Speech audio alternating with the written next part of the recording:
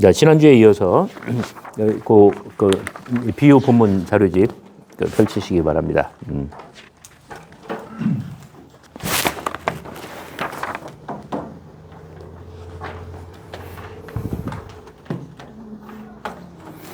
자, 이쪽에 보시면은 가라지 비유, 가라지 비유에서 어떤 계층의 분화와 그다음에 어떤 그 원수 뭐 이런 그 어떤 인간관계의 그 복잡하다는 이런 그 뭐랄까 모티프가 이제 비유의 세계로 이제 들어오기 시작을 합니다.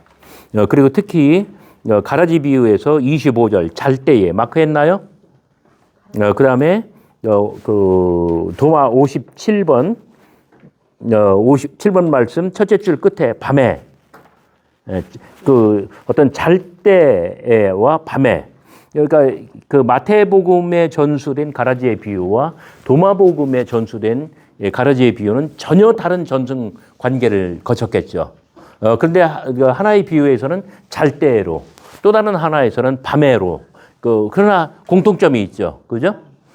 이 밤이라고 하는 이제 그러한 새로운 뭐랄까요? 요런 그 모티프가 이제 비유에 들어오는데 이것은 이제 나중에 가면은 그 다음 페이지, 다다음 페이지 거기서 이제 밤이 계속 나올 거예요. 그래서 어리석은 부자, 밤도둑 이런 비유들과 어떤 밤을 매개로 해서 이제 통하기도 합니다. 밤의 주제가 나올 때는 어떤 위기가 온다는 뜻이에요. 위기.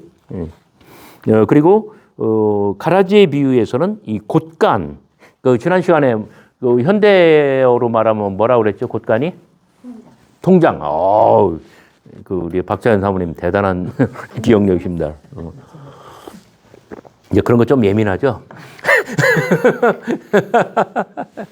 이제 이 곶간이라고 하는 그 문학적인 모티프가 들어오기 시작하는데 곶간은 의미상으로 보면은 우리가 뭐라고 규정할 수 있나요?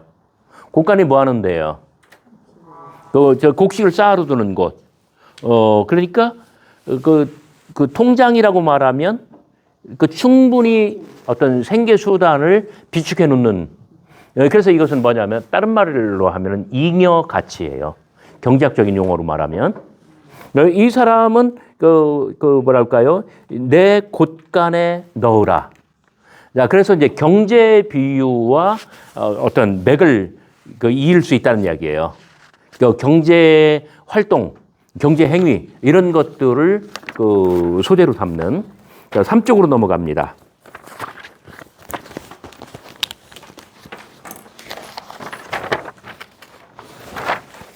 땅인가 만몬인가 다 찾으셨나요? 네. 예. 어리석은 부자. 여기부터는 이제 제 거 텍스트로 말하면 이제 메모나 이제 이런 어떤 관찰 포인트 이런 것들이 이제 엄청 많아지고 복잡해지기 시작합니다. 또 비유로 그들에게 말하여 이르시되 한 부자가 티노스 플루시우. 자, 부자라고 하는 용어 자체가 경제적인 개념이죠. 그죠? 그 밭에 소출이 풍성하매. 자, 그러니까 앞선 비유들, 그러니까 첫 페이지에서는 모두가 다 땅이었죠. 곡식은 심어지죠. 씨는 심겨지죠. 두 번째 비유에서는 이 땅의 비유가 다 밭의 비유, 그 다음에 뭐 이제 그런 것들로 변하는데,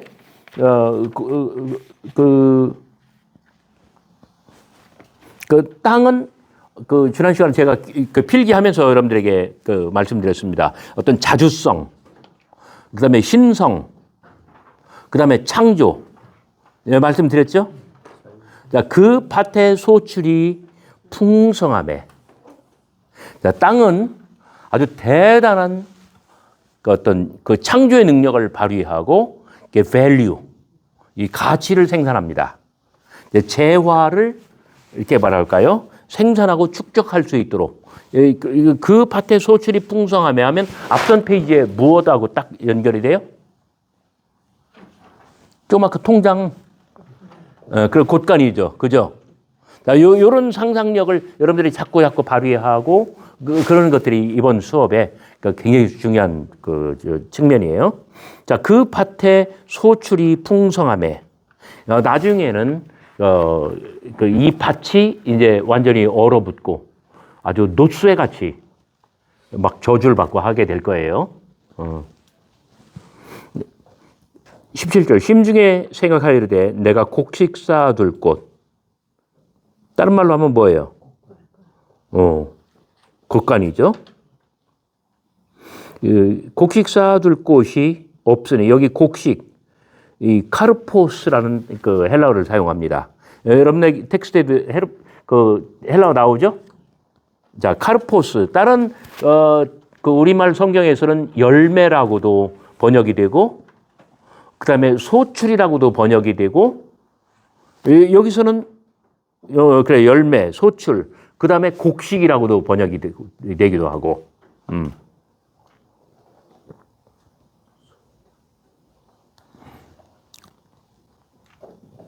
곡식 쌓아둘 곳이 없으니 어찌할까? 또 이르되 내가 이렇게 하리라. 내 곶간을 헐고. 그 곶간은 거기 아포테이카스, 그 다음 줄 맨 첫 번째 헬라어 단어 아포테이케이예요. 곶간은. 내가 곶간을 헐고 더 크게 짓고 내 모든 곡식과 물건을 거기 쌓아두리라.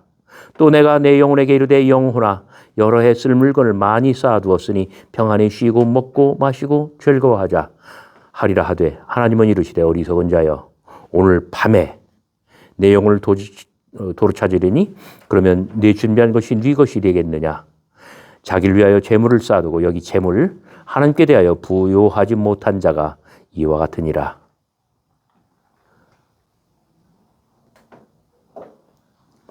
여기 부요하지 못한 자, 부요하다, thesaurison.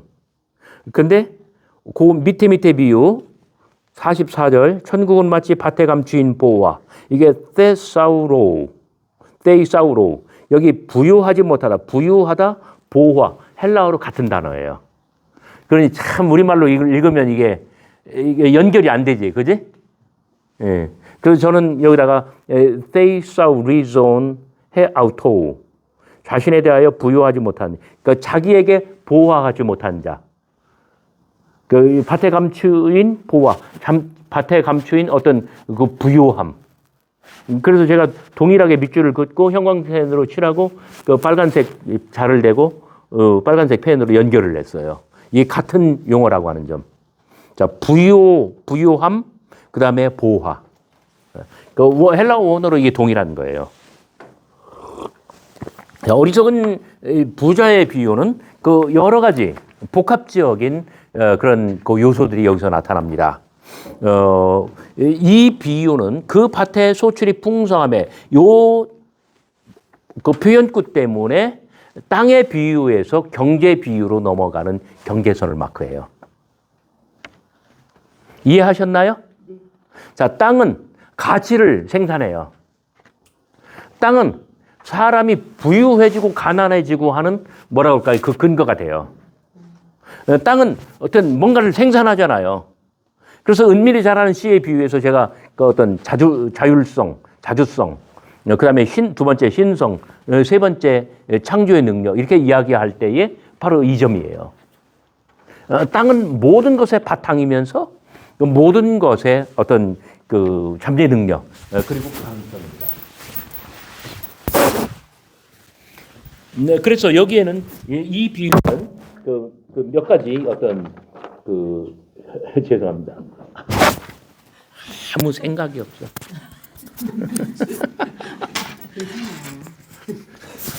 이렇게 되나요? 네.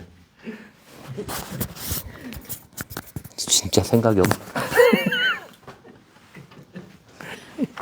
자, 여기는 그 경제적인 용어가 몇 개가 나옵니다. 어떤 것들일까요? 자, 곶간, 그 다음에 예? 소출, 네, 좋아요. 그 다음에 밑에서 둘째 줄 재물. 자, 이런 것들은 이제 경제 비유로 넘어가는 경계선이고 하나의 그 접촉점입니다. 그리고 특히 곡식 두 번 나오죠. 둘째 줄 중간에, 넷째 줄 중간에. 네, 그 다음에 쉬고 먹고 마시고 즐거워하자. 자, 이런 것들은 모두가 다 식탁 교제의 비유로 넘어가는 어떤 경계가 됩니다. 그 어떤 땅의 비유에서 경제의 비유로, 식탁 교제의 비유로.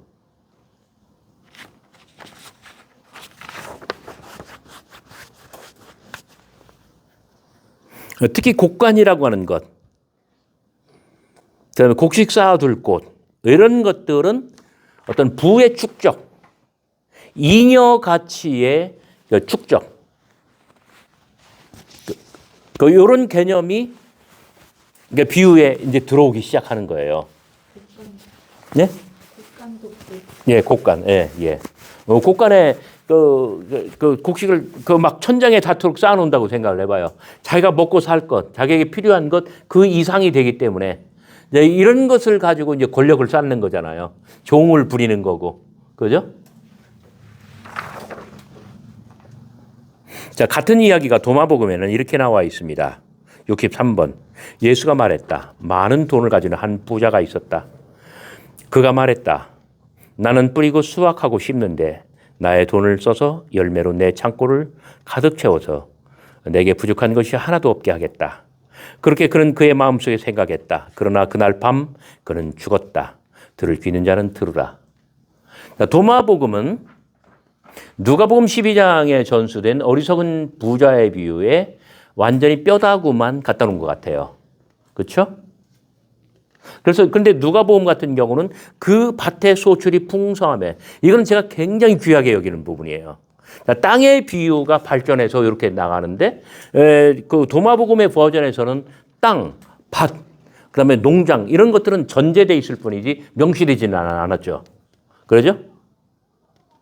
분명히 어떤 나는 뿌리고 수확하고 심는데 나의 돈을 써서 열매로 내 창고를 가득 채워서, 그러니까 분명히 그 땅의 비유에서 발전한 것이고 그다음에 농작을 소재로 했고, 그런데 그런 농경이나 농작은 거의 뿌리고 수확하고 심는데 요거 외에는 거의 흔적이 없잖아요. 완전한 경제 비유처럼 되잖아요. 그죠? 자, 여기서 그 두 개의 버전에서 모두가 다 오늘 밤에, 그날 밤에.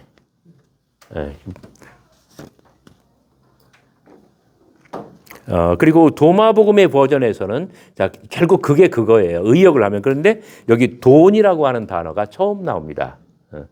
참고로 저는 돈이라고 하는 돈, 화폐, 은전, 뭐 달란트, 문화 이런 거 나오면 늘 이렇게 보라색으로 동그라미를 치고 굵게, 그 가운데는 하늘색 형광펜으로 칠했습니다. 하늘색으로. 자, 돈 이런 거 나올 때는 좀 많이 이걸 막해 주시기 바랍니다.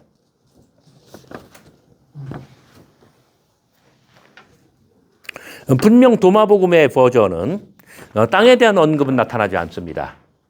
그러나 자연 비유, 땅의 비유, 그 흔적이 여실합니다. 왜? 뿌리고 수확하고 심는 것 때문에. 자, 그다음에 밭에 감추인 보화입니다. 뭐 어린이들 찬송에 천국은 마치 그런 찬송이 있죠. 그죠? 어린이 찬송에. 예. 어떻게 시작한다고요? 뭐 냉장고 팔어, 소뚜껑 팔어, 다 팔고 가지고 이 밭을 산다는 거예요. 보화가 있는. 예. 근데 천국은 마치 밭에 감추인 보화와 같으니, 보화, 돈과 마찬가지로 하늘색, 그다음에 보라색 동그라미. 사람이 이를 발견한 후 숨겨두고 기뻐하며 돌아가서 자기의 소유를 다 팔아 밭을 사느니라. 자, 감추었다, 발견했다, 판다, 산다. 이 네 개의 동사는 두 개의 쌍으로 이루어졌어요. 감추다, 발견하다. 그다음에 팔다, 사다. 자, 분명 이 비유는 땅, 밭으로 기호가 나와 있는 이 땅을 전제로 합니다. 그런데 정말 위대한 발견이에요. 뭐의 자리에 보화가 들어갑니까? 예? 예, 씨의 자리. 예, 씨의 자리 또는 나무의 자리, 씨 또는 나무가, 씨가 들어갈 자리 또는 나무가 서야 할 자리에 보화가 있어요. 예, 이것은 정말 위대한 발견이에요. 누가? 맞았어요.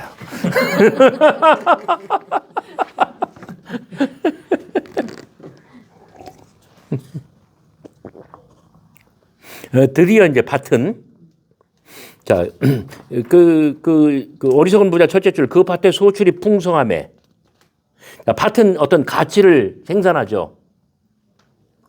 그래서 그 어리석은 부자의 비유에서 어떤 곡간, 그 다음에 부의 축적, 그 다음에 돈, 돈으로 어떤 이윤의 창출, 이런 것들이 나오고, 그 다음에 이 밭을 매매하는 이야기.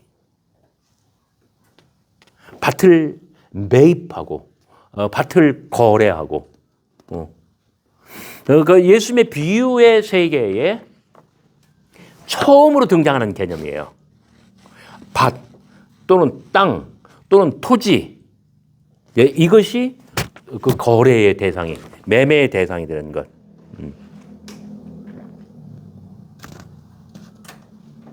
왜냐하면 밭은 아주 많은, 아주 큰 가치의 어떤 가치를 담고 있기 때문에 이렇습니다.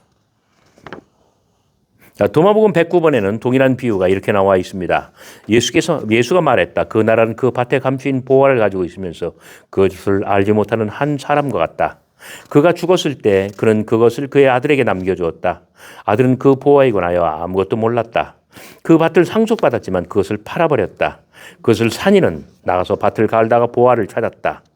그러자 그는 그가 좋아하는 모든 이들에게 이자를 붙여 돈을 빌려주기 시작했다.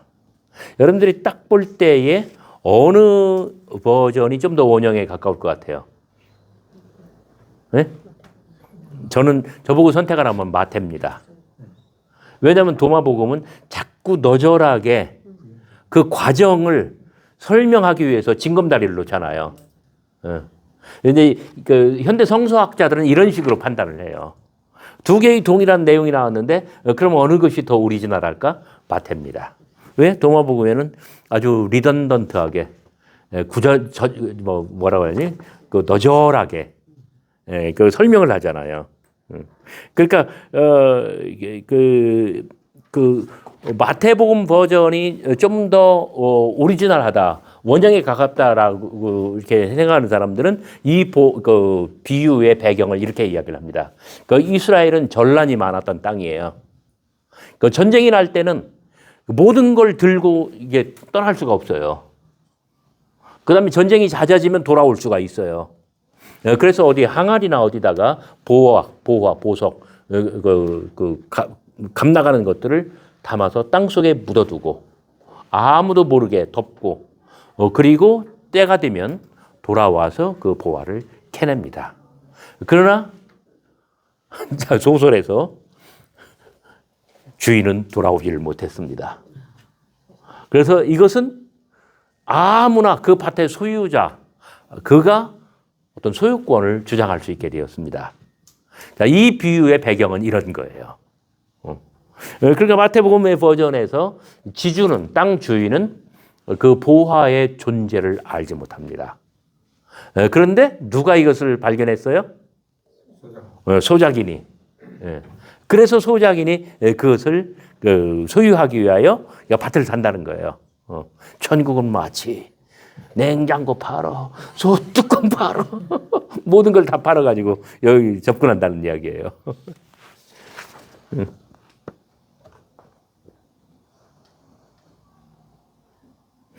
자, 거기 도마복음의 버전에는 보화라고 하는 단어가 2번 나오고, 그리고 돈이라고 하는 돈, 그 다음에 이자, 팔다, 사다, 그 다음에 돈, 이자. 이제 본격적으로 경제적인 그 용어들이, 경제 용어들이 본격적으로 들어오기 시작해요. 그러나 아직 이것은 제가 가로 3번이라고 처리했는데 아직은 땅의 비유예요. 땅의 비유지만 이 페이지에 나와 있는 이런 어리석은 부자의 비유, 밭에 감추인 보화, 밤도둑, 암살 이런 것들은 경제 비유로 넘어가는 그 경계선이에요.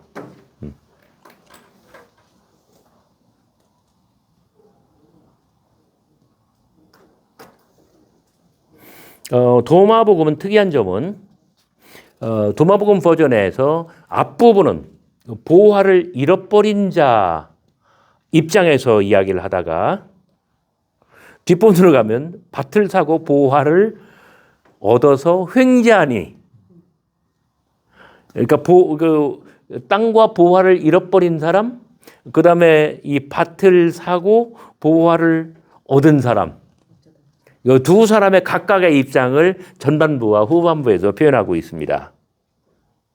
그래서 도마복음은 지독하게 재수가 없는 사람과 천운이 따라서 재수가 좋은 사람, 두 사람의 희비를 대조시키고 있는 거예요. 그거 기록하세요. 지독하게 재수가 없어서 땅을 팔아가지고 보화를 부지중에 잃어버린 사람, 그 아들내미죠. 그죠? 그런데 또 어떤 사람은 반대로 재수가 너무 좋아가지고 땅을 샀는데 보호화까지 덤으로 받았어요. 그래서 이자 놀이를 한다는 거예요. 이해가 가시죠?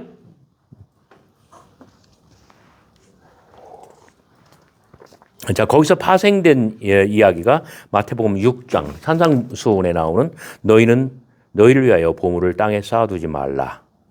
그 말씀이 정말 정말 그 놀라운 통찰력이에요. 이 마태복음 6장 19절 20절의 말씀은 마태복음 13장에 있는 보화의 비유와 아주 완벽하게 직결되는 맥을 같이 하는 그런 말씀이 되었죠.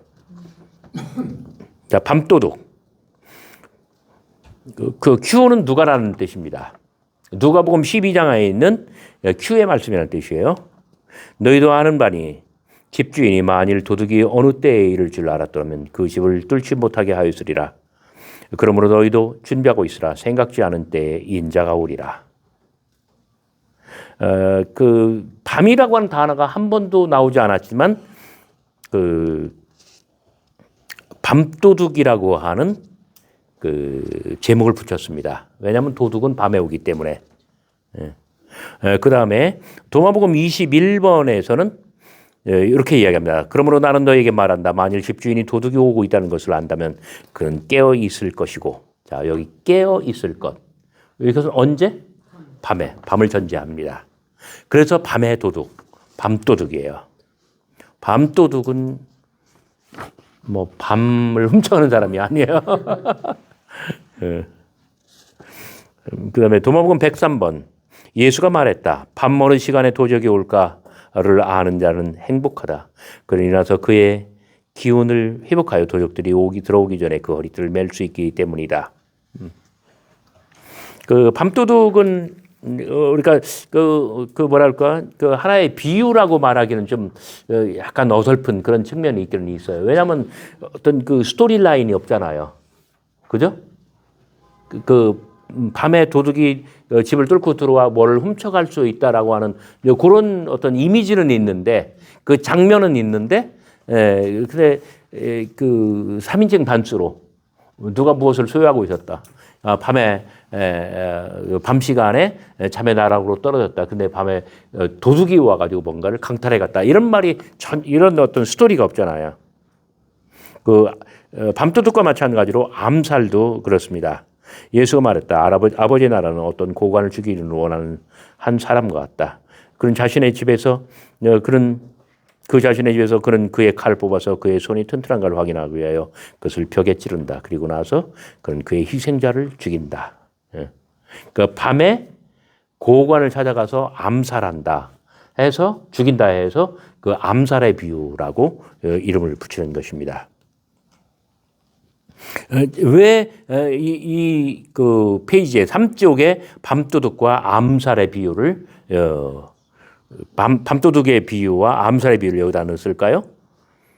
자, 도둑이 밤에 오는 이유는 무엇입니까? 보물이 되었든 식량이 되었든 어떤 재화를 훔치기 위해서 그런 의미에서 이 두 개의 비유는 위기의 비유입니다.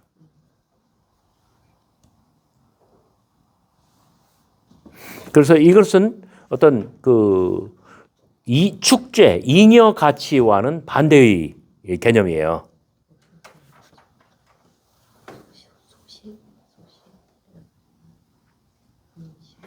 그리고 어떤 의미에서는 어리석은 부자의 비유와도 마찬가지예요. 마찬가지로 반대예요. 왜냐하면 어리석은 부자의 비유는 소유를 한 사람이 잃어버리는 이야기잖아요. 그죠? 그런데 밭에 감추인 보화의 비유는 어때요? 물론 도마복음의 버전은 양측의 입장을 다 반영을 하지만 마태복음의 버전에서는 잃는 거예요, 얻는 거예요. 마태복음 밭에 보인 부와 그럼 얻는 거죠. 이제 이런 것들을 이렇게 좀 한번 생각해 볼 수 있습니다. 그리고 어리석은 부자와 보화의 비유에서는 자, 땅이 밭으로 변하였고 그 밭에 소출이 풍성하며 자, 밭 나오면은 이렇게 뭐랄까요? 저 연두색 형광펜 16절 첫 줄, 그 3쪽의 맨 꼭대기 줄, 그 밭의 소출이 풍성하며 밭 형광색, 연두색 형광색. 그 다음에 밭에 감추인 보화 44절 밭, 첫 줄 밭. 그 다음에 그 밭을 사느니라 밭, 거기도 연두색. 그 다음에 도마복음 버전, 예수가 말했다. 그 나라는 그 밭에 감추인 보화. 셋째 줄 초입, 그는 밭을 상속받았지만 그 줄 거의 끝에 밭을 갈다가. 그래서 이 비유들은 이 땅의 비유, 그 중에서도 이 밭의 비유예요. 그래서 땅은 밭으로 변하고 있습니다. 그리고 자, 여기서 씨와 파종이 있어요, 없어요? 어떤 나는 뿌리고 하는데 거기에는 어떤 씨와 파종이 있긴 있어요. 근데 본격적으로 어떤 씨, 파종 이런 것들은 안 나타나죠. 그 대신 농사의 끝, 수확, 추수, 그리고 그 이후, 그래서 곡식을 거두어서 곡간에 쌓아드리고, 그래서 이 비유들은 어리석은 부자, 보화 이 비유들은 땅과 노동과 생산의 이야기가 아니라 땅, 노동, 생산의 이야기가 아니라 어떤 잉여 가치, 잘 써요. 잉어가 아니야. 잉여 가치면 잉어 가격이 돼. 잉여 가치, 그 다음에 축제, 그 다음에 자본. 잉여 가치, 축제, 자본의 이야기로 넘어가는 경계선이 됩니다.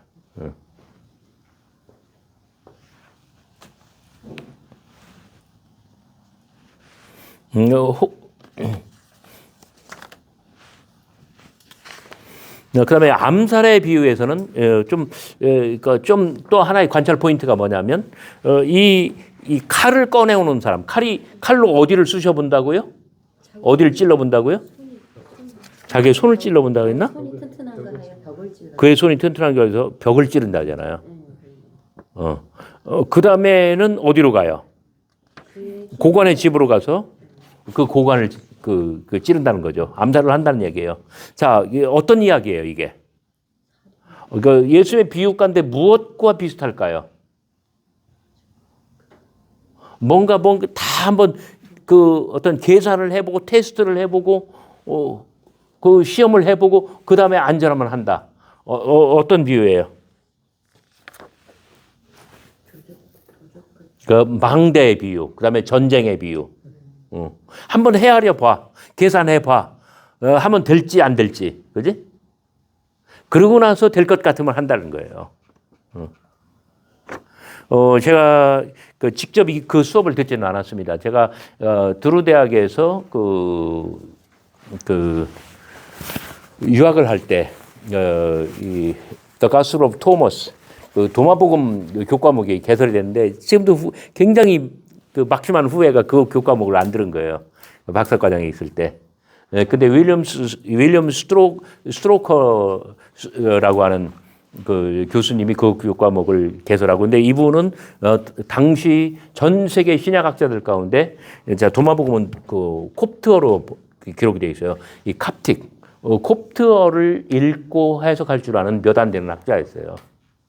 그 시간에 이 비유, 암살의 비유를 양식비평으로 접근을 해가지고 이게 역사적 예수에 소급하는지 아닌지를 검증했어요.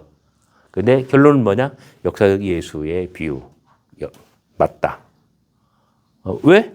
바로 그 망대 그리고 전쟁의 비유와 그 테마가 같잖아요.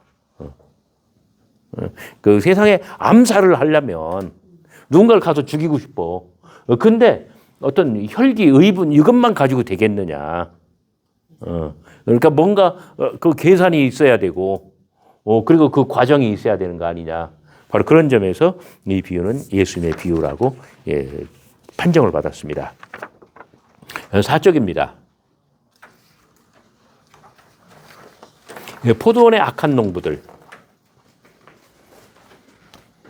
예수께서 비유로 그들에게 말씀하시되 한 사람이 포도원을 만들어 산울타리로 두르고 집자는 틀을 만들고 망대를 지어서 농부들에게 세로 주고, 여기 농부라고 번역을 했습니다만 게오르고스, 이 소작농이라는 뜻이에요. 소작인. 세로 주고 타국에 갔더니 때가 이르매 농부들에게 포도원 소출을 얼마를 받으려고, 그 농부들에게, 여기 소작인들 같은 단어예요. 게으르고운. 여기 소출이라고 번역을 된 거는 아까 나오던 그 곡식, 열매, 카르포스입니다. 톤 카르폰. 한 종을 보내니 그들이 종을 잡아 심히 때리고 거저 보냈거늘 다시 다른 종을 보내니 그의 머리에 상처를 내고 능욕하였거늘 또 다른 종을 보내니 그들이 그를 죽이고 그 외 많은 종들도 더러는 때리고 더러는 죽인지라 이제 한 사람이 남았으니 아들, 내 아들은 존대하리라. 그러나 농부들, 소작농들은 뭐래요? 이는 상속자니 자 죽이자. 그러면 그의 유산이 우리의 것이 되리라. 포도원 주인이 어떻게 하겠느냐? 와서 농부들을 진멸하고 포도원을 다른 사람들에게 주리라. 이 비유는 예수님의 원 비유에 알레고리가 스며들어가 있는 그러한 경우입니다. 종, 그 다음에 아들. 종은 단수로 처리됐죠. 마태복음에서는 종들, 그 다음에 아들이에요. 복수로 처리를 해요. 물론 아들은 단수입니다만은. 여기 그 종 두 차례는 율법과 예언입니다. 아들은 예수 그리스도예요. 그 알레고리라고 하는 것은 뭐냐면 결국 그 유대교의 그 율법, 그 예언이라고 하는 이 시스템 자체가 유대인들이 결국 예수 그리스도를 그 십자가에 달아 주겠다라고 하는 그런 어떤 뭐랄까요? 그런 이 기독교 사상이 비유 속에 들어갔다. 예수님께서 살아생전에 이렇게 말씀하셨을까? 비유로? 신학자들은 아닐 거라고 생각을 하죠. 자, 그런데 잘 한번 생각해 보시기 바랍니다. 지금 그 연두색 형광펜으로 어디를 마크해야 될 것 같아요? 포도원, 첫째 줄에 포도원. 자, 땅은 포도원으로 변했죠. 그 다음에 이 땅의 소유자, 지주죠. 그 땅에는 이 지주의 의지에 따라서 거대한 토목공사가 들어가요. 그래서 포도원을 만들어요. 그 산울타리로 두르고 집자는 틀을 만들고 망대를 짓고. 그다음에 어떤 그 지주가 있고, 그다음에 위탁 경영인으로서 그 소작농들이 있고, 그리고 이 비유에 처음으로 등장하는 개념은 부재지주입니다. Landlord absentee. 부재지주. 지주가 현장에 살지 않아요.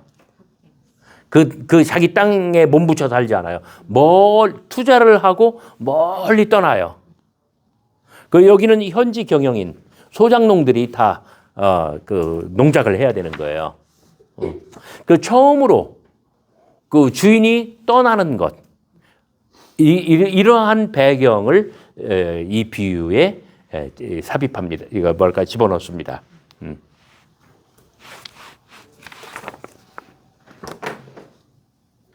그래서 밑에 두 줄에도 포도원이라는 단어가 3번 더 나오죠. 자, 이 비유에서 가장 큰 특징은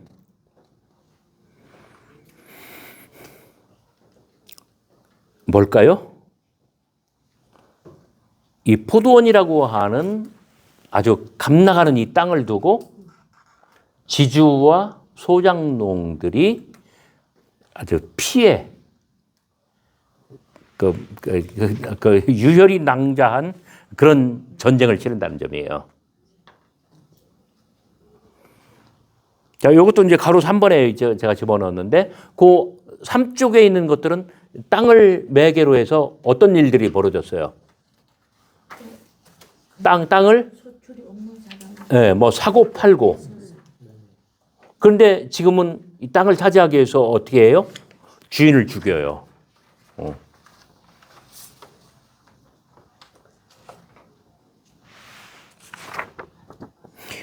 왜냐하면은 그 땅은 생산하고, 그 다음에 그 어마어마한 그 재화를 생산할 뿐만 아니라 기회를 창출하기 때문에.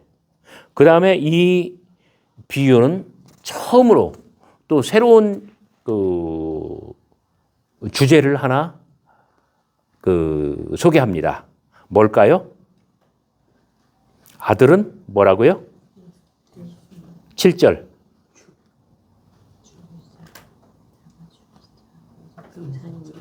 자, 상속의 개념이 들어와요. 상속자니 이 사람을 죽이자. 그러면 유산이. 자, 유산, 상속. 굉장히 현대적인 개념이죠. 여러분들이 지금 다 고민하고 있는 것들이죠. 아니, 받으려고 고민해요? 주려고 고민해요? 아니면 뺏으려고? 그러니까 지금까지 우리가 본 비유들을 한번 파노라마처럼 생각을 해봐요. 맨 처음에는 뭐였어요? 맨 처음에는 아니 땅인데 어떤 비유? 구체적으로? 네? 아니 어떤 특정 비유, 어떤 하나의 특정 비유. 예, 은밀히 자라는 씨. 거기서 씨를 변형시키면 겨자씨, 그 땅을 나누면 씨 뿌리는 자. 거기서 시작된 것들이 곡식과 가라지, 그다음에 밭에서 노는 아이들, 이런 식으로 발전해 오면서 이제 아주 정말 현대인들의 뉴스에 나올 만한 그러한 비유처럼 이 땅을 상대로 막 소송을 건다든지 할 법할 정도로 땅을 차지하기 위해서 막 싸우고 죽이고 하는. 근데 이제 거기에는 또 그 사이드에는 어떤 상속, 유산 이런 어떤 쟁점들이 붙고 있고요. 자, 예수님의 비유가 하나의 그 파노라마처럼 우리가 이렇게 늘어놓고 보면은 정말 재밌는 관찰들이 많이 쏟아져 나와요. 네. 이런 질문 해도 되는지 모르겠는데. 예, 말씀하셔요.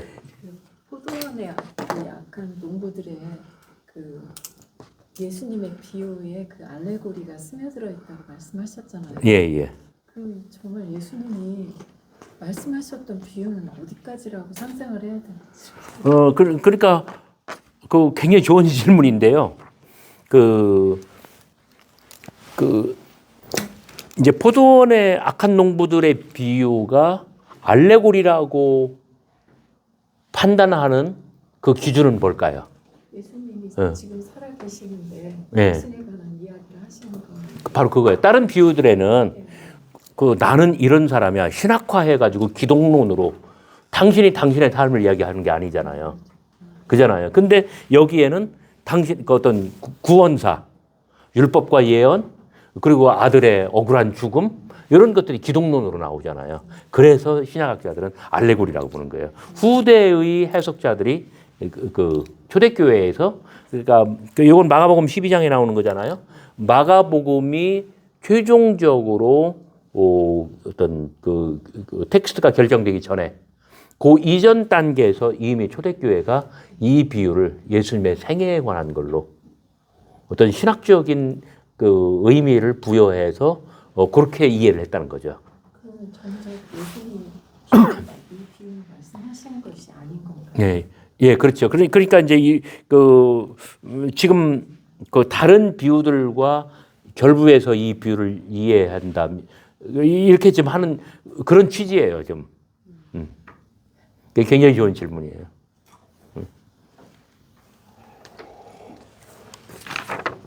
자, 다음 비유입니다. 같은 비유지만 도마복음 65번. 그가 말했다. 어떤 선한 사람이 포도원을 가지고 있었는데 그것을 경작자들에게 그들이 그 안에서 일하고 그가 그들로부터 열매를 받을 수 있도록 맡기고 나갔다. 그런 경작자들이 그에게 그 포도원에 열매를 주도록 하기 위해서 그의 종을 보냈다. 그들은 그의 종을 잡아 그를 때리고 그를 거의 죽게 하였다. 그 종은 와서 그의 주인에게 말했다. 그의 주인이 말했다. 아마 그는 그들을 알아보지 못했을게요. 그는 다른 종들을 보냈다. 경작자들은 이 종도 때렸다. 다음에 주인은 그 아들을 보냈다. 그는 말했다. 아마 그들은 나의 아들을 존경할게요. 어느 지역 사람일게요? 충청도 사람일게요. 그러나 그들은 그가 포도원의 상속자였다는 것을 알았다. 이 경작자들은 그를 잡아 죽였다. 들을 귀 있는 자는 들으라. 두 번째 근거는 도마복음이에요.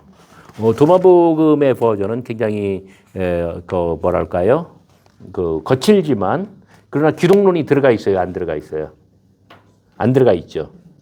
단순히 그 포도원을 가지고 어떤 그 소유권 싸움을 하는 소유권 분쟁이 일어난 그런 이야기죠. 그래서 신약학자들이 도마복음에 매료되는 거예요.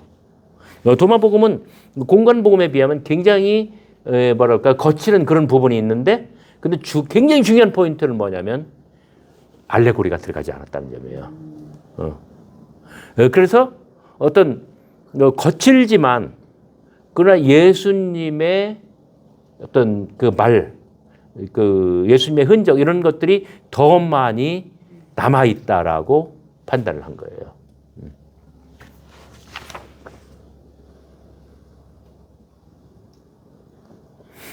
아무튼 악한 포도원 농부의 비유에서는 유산, 상속 이런 개념이 들어왔고 땅은 포도원으로 변했고 그리고 포도원이라고 하는 것은 기본적으로 토목의 어떤 이제 그런 과정이 많이 투입이 된 것이고 그리고 거기에 쇠로 주고 갔더니 거기에 ekdidomi 디도미는 주다라는 뜻이에요. 에크는 밖으로라는 뜻이에요. 이건 뭐냐면 어떤 소작, 렌트죠. 이런 유산과 상속뿐만 아니라 이 소작이라고 하는 것이 아예 그냥 중심 주제로 팍 들어옵니다.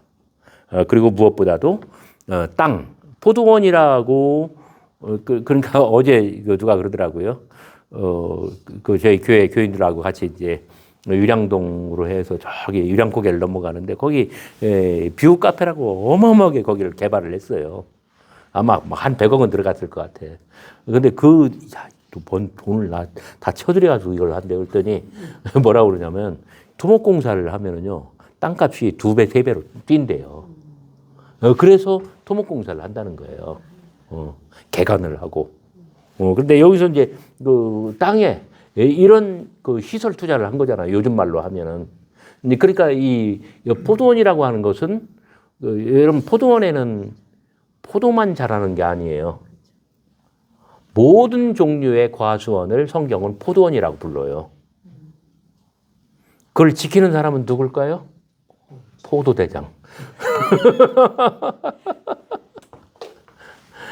네, 그러니까 땅은 어떤 그 밭에 감추인 보화의 경우는 이게 이제 우연인 거죠. 그죠? 그 밭에 그 보화가 있는 것은 사람의 입장에서 보면, 발견자의 입장에서 보면 우연이에요. 그런데 지금 같은 경우는 아주 의도적으로 아주 거대한 공사를 통하여 그 요즘 말로 하면 어떤 대기업이 되는 거예요, 이게. 그 밭의 소출이 풍성함에 요 정도가 아니야. 그것은 어떤 소상공인이 그 구멍가게 차려서, 편의점 차려서 부자가 됐다라고 하는 거지만, 지금 이것은 뭐냐면 완전 대기업이에요. 그래서 땅은 어떤 투쟁의 대상이 되고, 이 분쟁, 피비린내 나는 이 분쟁의 어떤 그 대상물이 됩니다.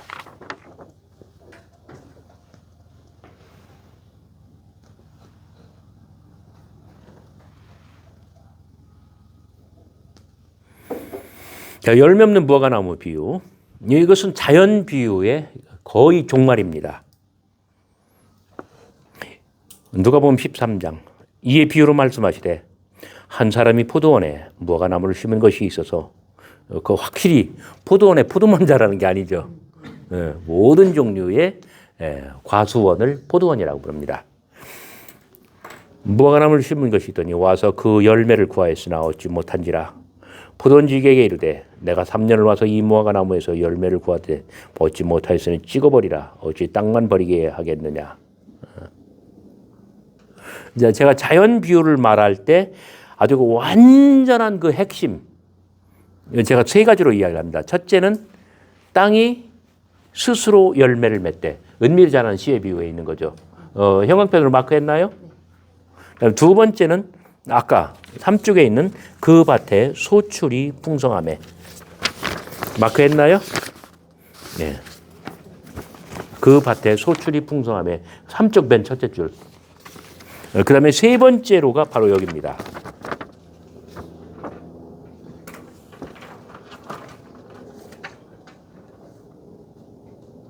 어찌 땅만 버리게 하겠느냐. 그러니까 그 연결점이 보이나요? 비유와 비유 사이에 그런 연결이 있다는 그 느낌이 드나요?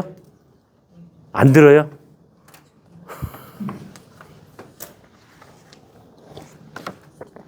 어찌 땅만 버리겠느냐. 대답하여 이르되 주인이여 금년에도 그대로 두소서. 내가 두루 파고 거름을 줄이니 이후에 만일 열매가 열면 좋거니와 그렇지 않으면 찍어버리소서.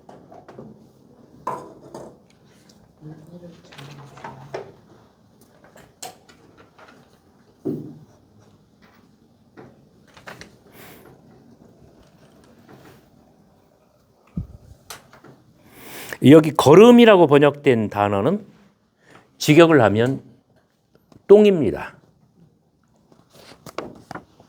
내가 두루 파고 뭘 줄이니? 똥을 줄이니. 제가 굉장히 주목한 대목이에요. 옛날에 똥. 예? 옛날에는 똥. 네, 퇴비라고 했죠, 우리가. 예. 아니, 퇴비, 인분이라고 했죠, 인분. 그러니까 사람의 몸에서 나간 배설물이 흙으로 돌아가면 그 땅을 기름지게 만들어줍니다. 그래서 여긴 뭐 우리말로는 뭐 거름 또는 뭐 비료, 세틸라이저. 그러나 고대 세계에서는 인분입니다. 우리말로 번역에 거름이라고 번역하니까 우리가 알지를 못해요. 그러니까 예수님께서 그 이 비유 속에서 그 종이 뭐라고 이야기를 해요? 포도원지기가 그 금년에도 그대로 두소서. 내가 두루 파고 똥을 줄이니. 예수님께서 이런 비유 속에 이런 표현을 하셨다는 것은 사람과 땅 사이에 어떤 관련을 생각하셨는가? 자, 땅이 생산하는 것을 사람이 먹고 자라고 그리고 생명을 유지합니다. 생명을 키워갑니다. 그리고 사람에게서 나간 것이 지력을 상실한 그 땅을 다시 기름지게 만들고 다시 지력을 회복하고 다시 땅이 이제 정신을 차리고 또 생산을 하게 되는 거죠.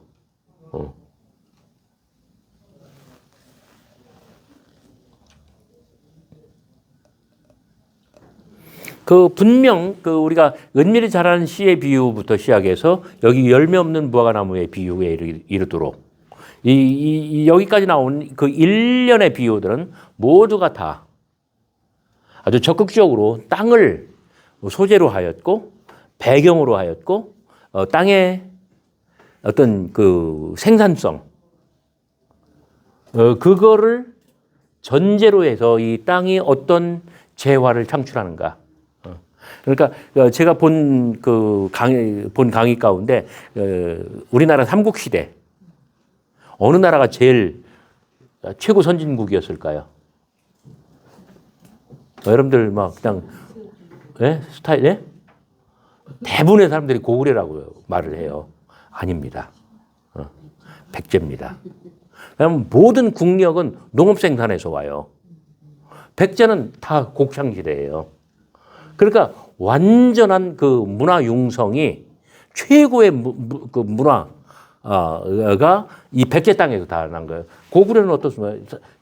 그 지역 자체가 산악지대라 좀 심하게 표현을 하면 약탈민족이에요. 약탈국가예요.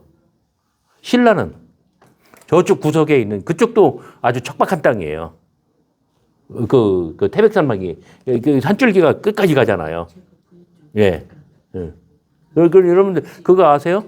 그 선덕여왕 때에 황룡사 구축 목탑을 지었는데 그 구축 목탑의 규모가 어느 정도였는지 아세요?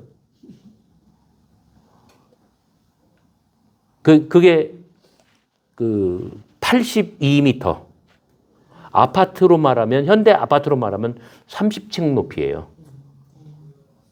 순수히 목재로. 그러면 거기에 동원되는 그 과학, 기하학, 그다음에 목공 기술, 아주 완벽한 과학과 테크놀로지. 요즘 현대 목수들한테 그거 지으라고 하면 짓겠어요? 근데 그때 그걸 지은 사람이 누군지 아세요? 제 고향 사비성에서 초청해 간 아비지예요. 아버지 말고 아비지. 예. 근데 아비지는 저는 아주 그냥 제 짐작으로는 전 세계의 최고 가는 과학자였고 그리고 기하학자였고 그 기술 어떤 뭐랄까요? 그 건축가 테크놀로지스트라고 였다고 저는 생각을 합니다. 그 백제는 그러한 국력을 키워간 거예요. 제가 여담입니다만은 불교 석탑을 나름대로 공부를 했어요. 그런데 아주 완벽하게 백제가 완전한 최고 문화의 어떤 그 주도권을 쥐고 있어요. 제가 자란 부여 땅에 정림사지 5층 석탑, 익산에 미륵사지 석탑. 근데 그 시대에 고구려는 석탑이 없어. 신라는 굉장히 못났어. 그리고 삼국 통일한 다음에 백제의 그 사이언티스트, 테크놀로지스트, 그 다음에 석공들, 엔지니어들 다 잡아가가지고 이 불국사에 있는 3층 석탑을 지은 거예요. 이건 통일신라 시대의 것이에요. 이거 2층 기단에 3층 석탑. 백제는 기본적으로 5층 석탑이에요. 그러니까 일본이 최고 자랑하는 호류지의 목탑이 그 백제로부터 모든 과학과 이 기술, 기하학이 다 들어가, 백제 사람들 다 보내가지고 지은 건데, 황룡사 5층 석탑에 비하면 그거 3분의 1, 4분의 1밖에 안 되는 거예요. 근데 일본이 최고 자랑하는 게 그거잖아요. 다 백제의 과학이고 백제의 기술이에요. 그런데 불국사 3층 석탑 전에 가문사지 3층 석탑이 더 원조예요. 이 모두는 전부 다 통일 이후에 백제의 과학과 백제의 과학자들 이 모든 것을 잡아다가 거기다 구현했기 때문에 그래서 이 8세기, 백제는 그 7세기 후엽에 멸망했지만 8세기에 들어서서 비로소 통일신라가 문화 융성기에 들어가는 거예요. 그러니까 모든 한류의 출발점은 다 백제예요. 한국의 예술, 한국의 문화, 그러니까 최고의 그 한국 그 한류는 저는 백제에서 왔다고 봐요.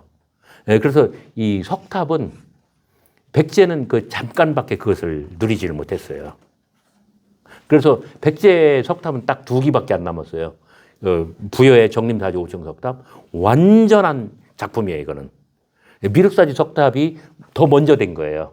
미륵사지 석탑이 딱 두 기밖에 안 남았는데, 그런데 이게 통일신라로 가서 이제 3층 석탑으로 정형화되었는데 이후에 모든 게 이제 망가지기 시작하고, 정림사지 5층 석탑이나 통일신라의 그 정형화된 그 3층 석탑을 만든 사람들이 볼 때 근본도 없는 석탑들이 이제 막 나타나는 거예요. 그래서 대한민국 석탑의 역사는 발전의 역사가 아니라 퇴보의 역사예요. 완전한 퇴보의 역사예요.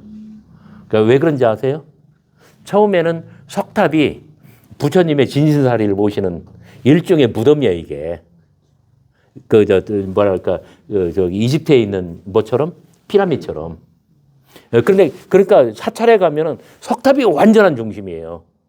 그런데 그 통일신라 때 가문사지 그 쌍탑으로 됐다는 것은 뭐예요? 2개로 분리됐다는 것은 중심을 내줬다는 이야기예요.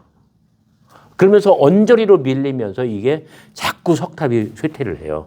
대신 왜냐면은 부처님이 한 번 돌아가셨지 진신사리가 영원 무궁토록 막 생산되는 거 아니잖아요. 그러니까 금당, 지금은 뭐라고 그러죠? 대웅전. 부처님 불상을 모신 곳이 중심으로 자리를 잡으면서 석탑이 밀려가는 거예요. 그러니까 이게 이제 근본도 없는 것들이 막 생기는데, 고려 시대의 석탑을 보면은 백제 시대 또는 통일신라 시대의 그 비래미가 완전 파괴되면서 이게 좁아지고 탑신이 좁아지고 그저 쌓아 올리기만 해요.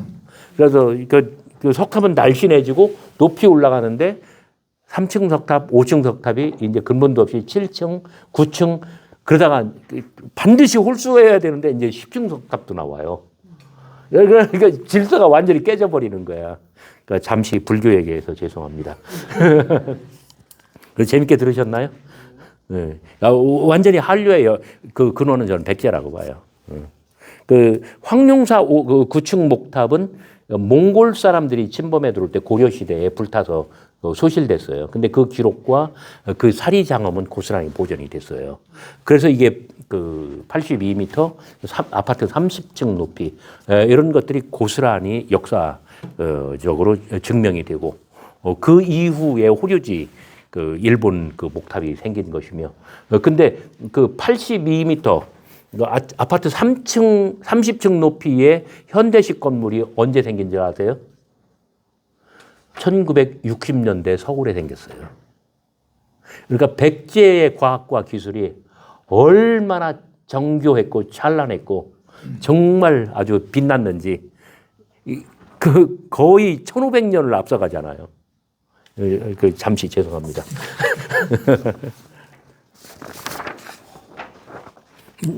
자, 그 다음에 지금 4쪽까지 했죠?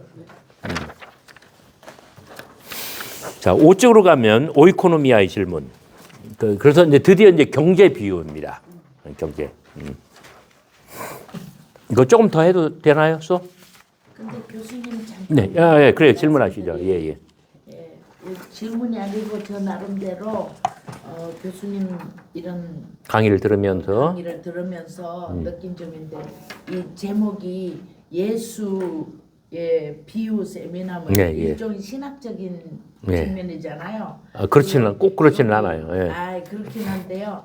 요 포도원의 악한 농부들 비유라든지 또 열매 없는 무화과 비유라든지 이거 다 예수님의 비유잖아요. 그렇죠. 근데 이제 저는 이렇게 생각하기를 포도원 주인이 이렇게 와서 농부들을 진멸하고 포도원 주인을 바꿔버리잖아요. 네. 예. 아직 바꾸지는 않았어요. 여기 그렇게 할 거다라고 나오죠. 다른 사람에게 주리라 네. 하시니까 계획을 말씀하신 거잖아요. 예, 예. 요거를 비유로 이제 우리는 이방인이고 네. 유대인들은 이제 본토 하나님이 포도원을 맡겨주신 사람과 같은데 그들이 이제 복음이 우리에게로 그들은 예수님을 저주하고 죽였잖아요. 그러니까 이제 오늘날 우리는 예수님을 받아들였으니까 네. 그게 이 내용이 여기서 주는 가장 중요한 핵심이라고 저는 생각이 들거든요. 그렇게 이해해도. 네, 그러니까 이제 마가복음 본문에 나타난 사상인 거죠. 네. 그러니까 목사님 말씀이 옳습니다. 예, 예. 또 한 가지 궁금한 게 있습니다. 제가 몰라서 그런데요. 예, 예. 우리 성경에는 도마복음이라는 게 없으니까 없어요. 제가 자꾸 거기에 치중해지지가 않아요. 습관이 안 돼가지고. 네, 금방 귀에 쏙쏙 들어오질 않는 거죠. 이해는 잘 들어와요. 예, 다 예. 이해는 들어오는데 이제 도마복음을 굳이 복잡하게 알아야 될까 이런 생각이 나 자신에게 이렇게 들어와요. 네, 그래서 이제 포괄적이지 못해요. 제가 배열을 할 때 네. 예를 들어서 뭐 씨 뿌리는 자, 그다음에 오늘도 뭐 이렇게 다른 비유들 열매 없는 무화과 나온 비유 뭐 이런 거 할 때에 그 공관복음에 나온 걸 먼저 하고 도마복음을 늘 제가 맨 나중에 해요. 참고하라는 뜻이고 그리고 도마복음을 여기다 넣는 것은 현대 신약학의 발견, 네, 그러한 어떤 가치적인 그런 의미적인 그런 것들을 많이 고려한 거예요. 뭐냐면은 제가 조금 아까 설명 한 것처럼 전승의 과정이 완전히 달랐을 거예요.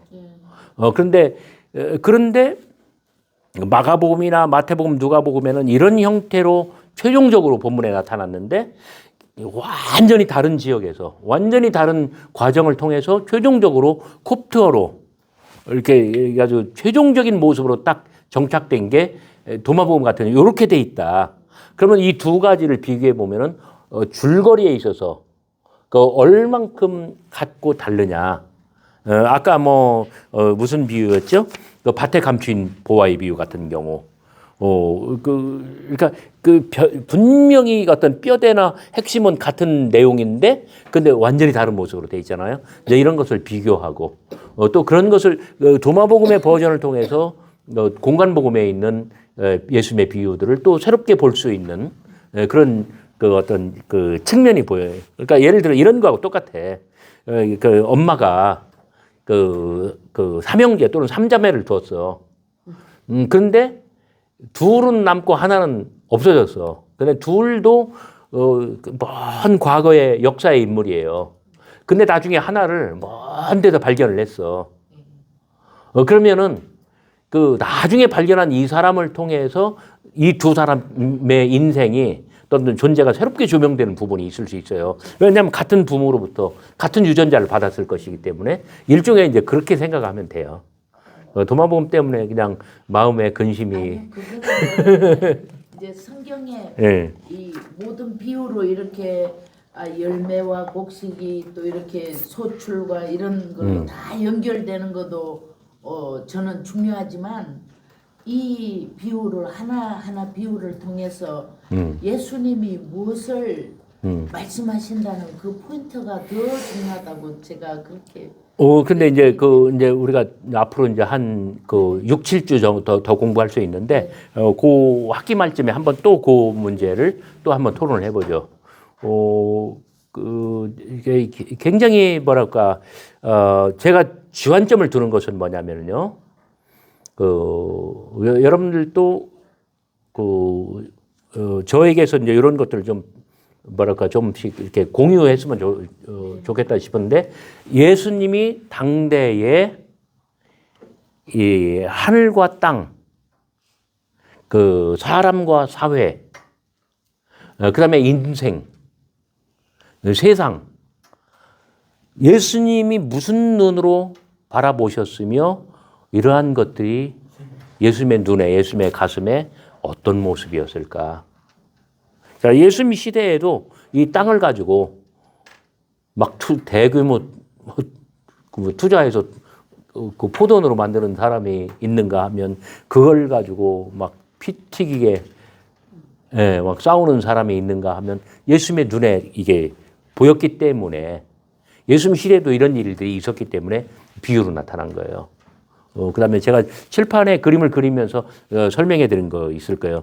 자, 그 비유란 뭐예요? 이 현실 세계에서 이야기 세계로 끌어들여요. 그리고 여기에 발을 들여요. 그리고 하나님의 나라가 무엇인가를 여기서 이야기로 들어요. 비유는 이야기 사건이에요. 그래? 정말 그런 놈들이 다 있었어? 비유가 끝나면, 이야기 세계가 끝나면 다시 현실 세계로 나오는데 저쪽 현실 세계와 이쪽 현실 세계는 달라요. 그러니까 예수님은 바로 이러한 비유의 그 스토리텔링을 통해서 당신 주변의 사람들에게 또 제자들에게 하나님의 나라가 무엇인가를 가르쳤는데 가르치기 전에 이야기 사건으로 사람들에게 도전했다는 점이에요. 그래서 이 이야기를 듣는 사람, 이 천국의 이야기를 듣는 사람은 먼저 이야기를 듣기 전에 어떤 실존과 이야기를 들은 이후의 실존이 달라진다는 거죠. 근데 제가 이 설명은 안 했어요. 예수님은 굉장히 어떤 사실적인 이야기를 말씀하셔요. 비유는 전부 다 사실적인 이야기예요. 그러나 두 번째, 사실적이지만 그러나 이것은 허구적인 거예요. 어떤 역사적인 실제 사건은 아니라는 점이에요. 그럴듯한 이야기, 그럼직한 이야기. 예수님 주변에서 갈릴리 사람들 AD 1세기 갈릴리, 팔레스타인 이쪽에서 늘 일어나는 일. 그런데 신문 보도로 언제 어디서 누가 무엇을 어떻게 왜 했다. 그 이야기는 아니란 말이에요. 어떤 역사적인 보도는 아닌데 이런 일들이 다반사로 일어나고 있어요. 그러니까 늘 사실적인 이거 있을 법한 실제로 일어나고 있는 그런 이야기지만 사실 보도는 아니에요.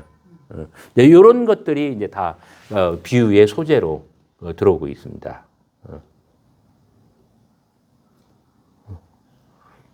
제가 한 가지 또 관찰한 것은 무엇이냐면 이 비유들이 연속성을 가질 뿐만 아니라 그러니까 어떤 예를 들어서 우리가 TV 프로그램을 보면은 대개 한 45분 내지 55분 정도 한 편에 그 정도 방영을 해요. 그런데 그날 이야기로 한 편으로 어떤 완성된 이야기예요. 근데 이것을 다 이으면은 또 새로운 어떤 드라마가 돼요. 한 편 한 편이 단막극이야. 단막극 같아. 그런데 앞에 한 편과 뒤에 한 편, 그 다음 이야기들은 연속되고 연결되고 연속되고 그래서 그 자체로서 또 그 어떤 그 이야기를 어떤 그 하나님 나라의 담론이 되는가 이런 그 질문과 관심이 저에게는 좀 있었습니다.